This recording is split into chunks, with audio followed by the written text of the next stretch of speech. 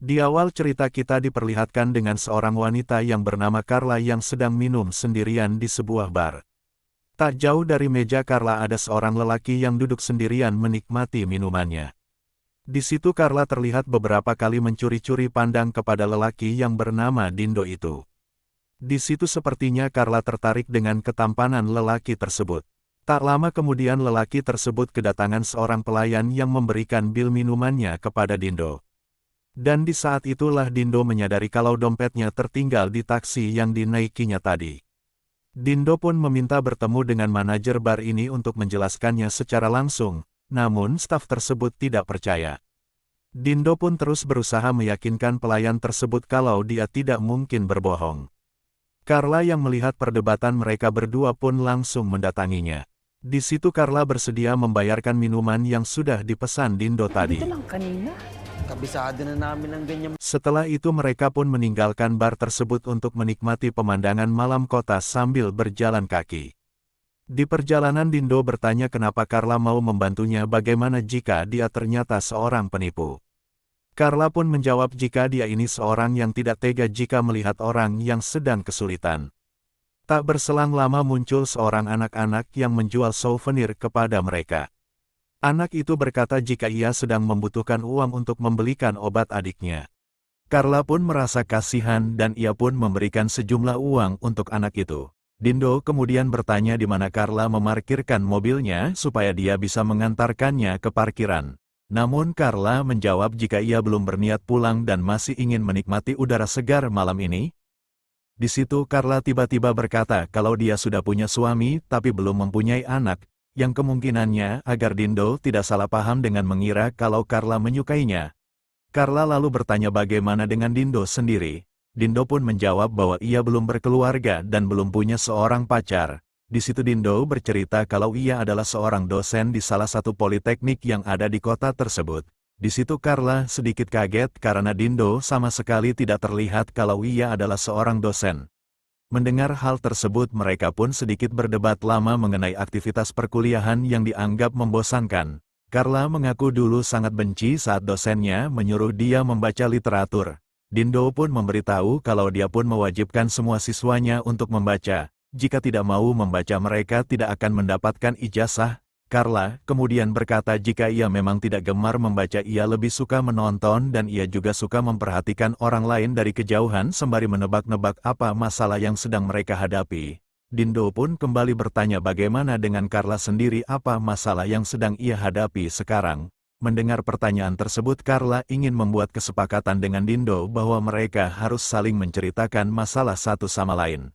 Carla pun meminta jika mereka harus jujur dan tidak ada yang boleh ditutup-tutupi hanya untuk malam ini saja. Lahat nga ng tao, di ba, may problema. Let's make a deal. Carla kemudian menyuruh Dindo untuk menceritakan masalahnya duluan. Dindo pun berkata jika malam ini akan jadi malam terakhir ia di kota ini. Mendengar hal tersebut Carla pun bertanya kemanakah Dindo akan pergi. Di situ Dindo pun memberitahu kalau besok ia akan menyerahkan diri kepada polisi. Mendengar hal tersebut Carla pun langsung bertanya tentang apa kesalahan yang sudah dilakukan oleh si Dindo. Belum sempat menjawab muncul seorang anak-anak penjual balon yang menghampiri mereka. Dengan kedatangan anak-anak itu Dindo pun mengalihkan pembicaraan jika ia mempunyai impian mengajar di luar negeri. Ia sudah mengirim lamaran di 3 negara berbeda yaitu Kanada, Australia, dan Amerika.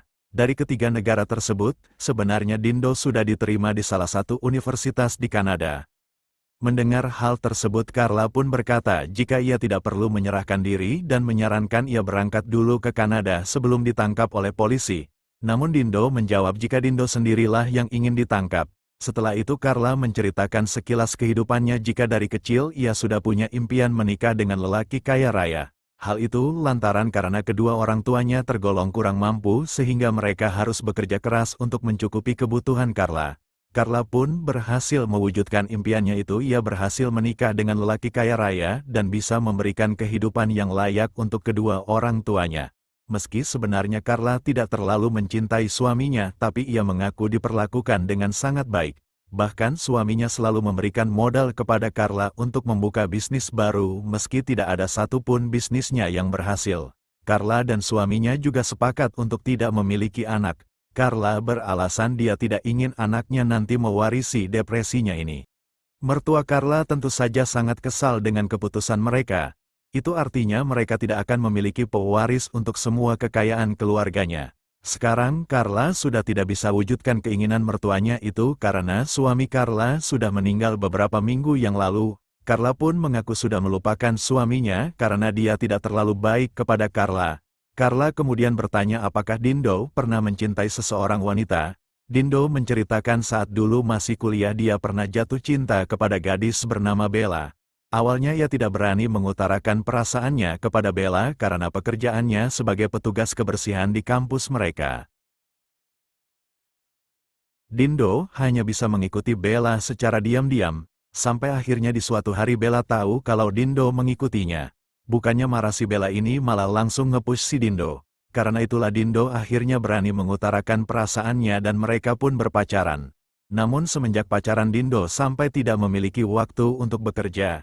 Dindo juga terlilit hutang sampai menggadaikan ponselnya untuk membayar hotel. Kumakain, natutulog, naliligo, lahat. Kakak Dindo pun langsung menyuruh mereka putus karena menganggap Bella hanya memanfaatkan Dindo saja. Namun Dindo membantahnya karena Bella ini anak orang kaya, bahkan Bella yang selalu membayar makanan dan ongkos setiap kali mereka pergi berkencan. Kecuali kamar hotel saat menginap yang memang dibayar oleh Dindo. Ternyata si Dindo ini sejak kecil hanya dirawat oleh kakaknya, karena orang tua Dindo yang sudah tiada. Ayah Dindo merupakan seorang pelaut yang sangat jarang pulang. Hingga pada suatu hari ayahnya dikabarkan hilang. Setelah sekian lama menunggu ayahnya tidak kunjung ditemukan hingga ia dinyatakan meninggal meski mayatnya tidak diketemukan. Ang buhay niya, inubos niya sa pagpapalaki sa akin. Namun pada akhirnya Bella mengkhianati Dindo.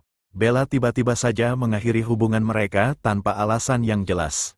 Dan di situ Dindo mengetahui kalau dirinya hanya dijadikan bahan taruhan dengan teman-temannya. Dan kita kembali lagi ke masa kini. Dindo kembali menyuruh Carla untuk menceritakan mengenai masalahnya. Dindo tahu kalau sebenarnya Carla memiliki masalah yang berat.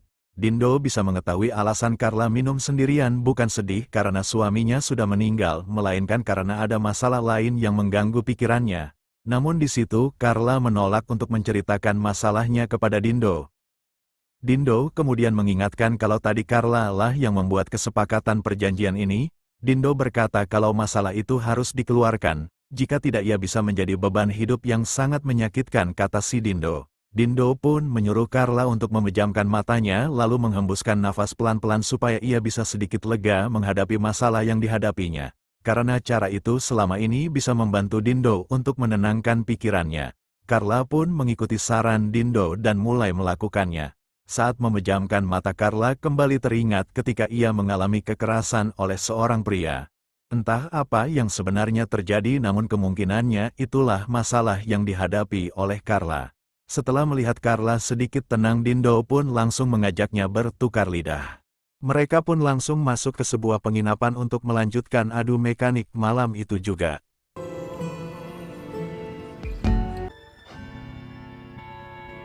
Selesai beradu mekanik Carla pun langsung memesan Amer. Dia kemudian menelan sebutir obat penenang karena merasa sedikit gelisah. Setelah minuman tiba Carla pun akhirnya menceritakan kalau selama ini suaminya selalu menyakitinya. Suaminya selalu memaksa Carla bercocok tanam dan suaminya tidak peduli meski saat itu Carla sedang kelelahan. Dan suaminya tidak segan-segan menggunakan kekerasan demi mendapatkan keinginannya. Dan itulah kejadian yang diingat Carla tadi saat ia memejamkan matanya. Setelah selesai suaminya meminta maaf dan memberikan barang-barang mahal kepada Carla. Namun ia terus mengulangi kesalahannya itu dan kembali meminta maaf pertanda suaminya tidak pernah tulus dengan ucapannya. Carla yang tidak tahan sebenarnya sudah beberapa kali mencoba kabur. Namun sayang ia selalu ketahuan oleh suaminya. Dan saat tertangkap oleh suaminya ia pun tanpa segan langsung menjadikannya pelampiasan amarahnya. Sehingga bisa disimpulkan kalau Carla hanya dijadikan pelampiasan bagi suaminya. Keluarga Endro terutama ibunya tidak bisa berbuat apapun untuk membantu Carla. Dan itu sudah menjadi rutinitas yang dialami Carla selama menjadi istri si Endro tersebut. Carla tidak berani melapor kepada polisi karena Endro memiliki koneksi yang tak terbatas. Ayahnya merupakan seorang kolonel di kepolisian yang bernama Garcia. Carla juga berulang kali berniat meracuni atau merusak mobil si Endro agar ia mengalami kecelakaan.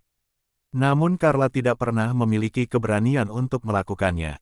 Sehingga Carla pun hanya bisa berdoa dan berharap sesuatu yang buruk segera terjadi menimpa suaminya itu. Sampai akhirnya doa itu pun terkabul di mana Endro dihabisi orang yang tak dikenal.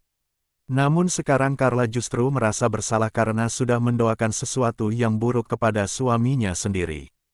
Ia merasa secara tidak langsung sudah menghabisi suaminya sendiri. Mendengar itu Dindo pun berkata bukan Carla yang melakukannya tapi Dindo lah pelaku sebenarnya.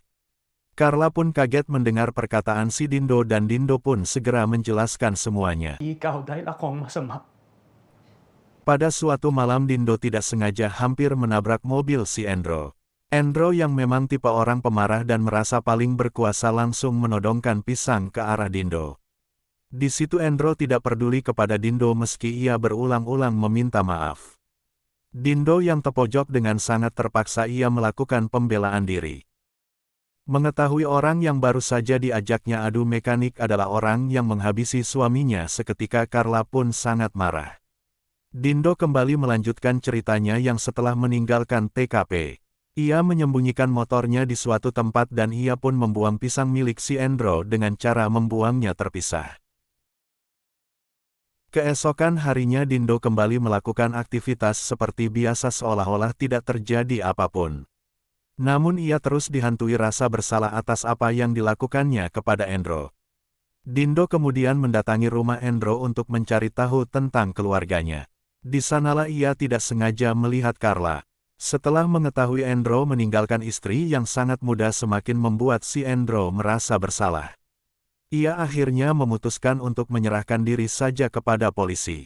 Sebelum pergi ke kantor polisi Dindo tadinya berniat menemui Carla untuk meminta maaf. Tapi sesampainya di rumah Endro ia melihat Carla pergi keluar. Dan Dindo pun memutuskan untuk mengikutinya hingga sampai ke dalam sebuah bar. Ia memilih untuk duduk di dekat meja Carla. Dan setelah cukup lama Dindo sebenarnya sudah berniat pergi dari tempat itu. Dia tidak pernah berniat untuk menghabisi suaminya itu. Dia juga ingin mengatakan jika suaminya adalah orang yang sombong dan juga arogan. Dia merasa memiliki segalanya dan bisa mengatur siapapun. Merasa ucapan Dindo memang ada benarnya Carla pun mengurungkan niatnya untuk menelpon polisi.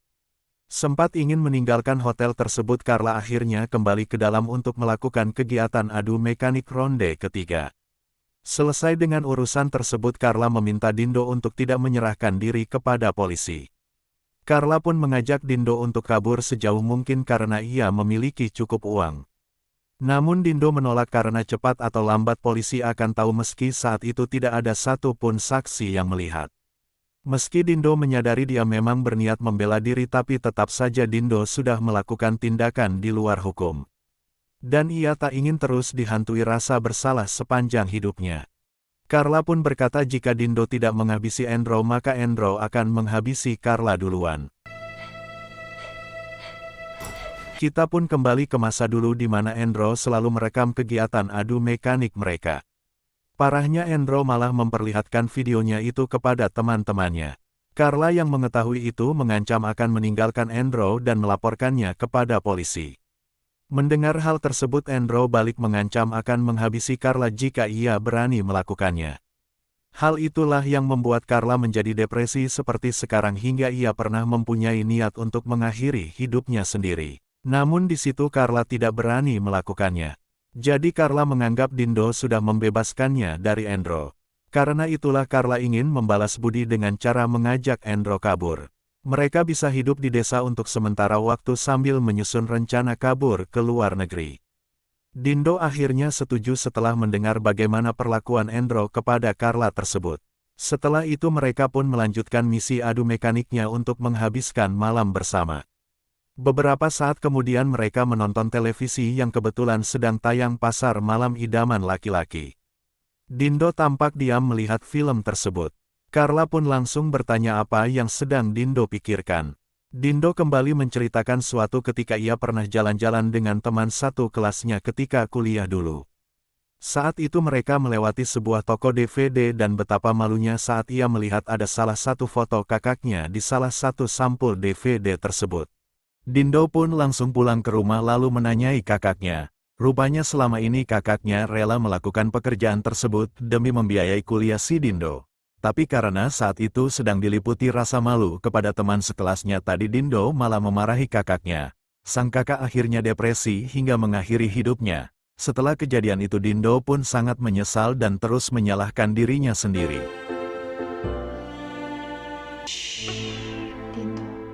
Dan kita kembali lagi ke masa sekarang di mana saat itu Kolonel Garcia menelpon Carla. Ia memberitahu kalau polisi sudah berhasil mengidentifikasi pelaku penembakan Andrew. Dan Kolonel Garcia meminta agar Carla untuk segera pulang. Mendengar hal itu pun Dindo pasrah dengan nasibnya. Ia kembali mantap menyerahkan dirinya ke polisi seperti rencana awalnya. Tapi di situ Carla terus melarangnya. Dia terus meminta Dindo menepati janjinya tadi yang mengaku tidak akan pernah meninggalkan Carla. Namun di situ Dindo beralasan ini demi kebaikan Carla sendiri.